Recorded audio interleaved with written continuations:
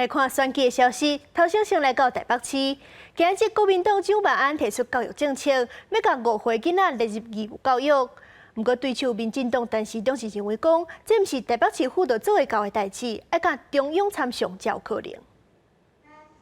找来前新北市教育局副局长加教育团体徛台，30国民党台北市长参选人蒋万安发表教育政策，为幼儿教育、国民教育、到中等教育等等，拢有提出看法。不过台北市母语流失状况严重，政策干部当中缺欠母语教育政策。因讲母语教育政策要对中央行，就是依照教育部所颁的课纲来继续施行。如果学校有 需要的话，以后局里面也会补助相关的一个经费。如果师资有问题的话，我们也会广训相关的师资。蒋万安提出5岁幼儿列入义务教育的证件，无党籍的黄珊珊也有塞相关政策。民进党陈时中方面目前是无提出，陈时中早时出席工会活动，讲到5岁列入义务教育，伊表示这不是地方政府就会使做的代志。应该不是台北市政府就能够做的事情，可以提出这样的政见，表示他对这样 义务教育向下延伸的一个肯定哈，但是能够确实应该跟中央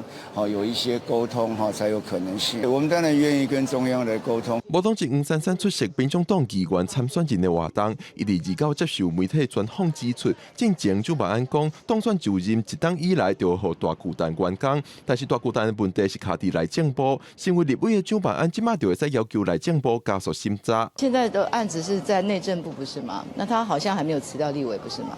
那这个事情不是他现在就可以去向内政部提出质询，说你们为什么要审这么久？他也可以调阅资料啊，他可以知道所有的过程啊。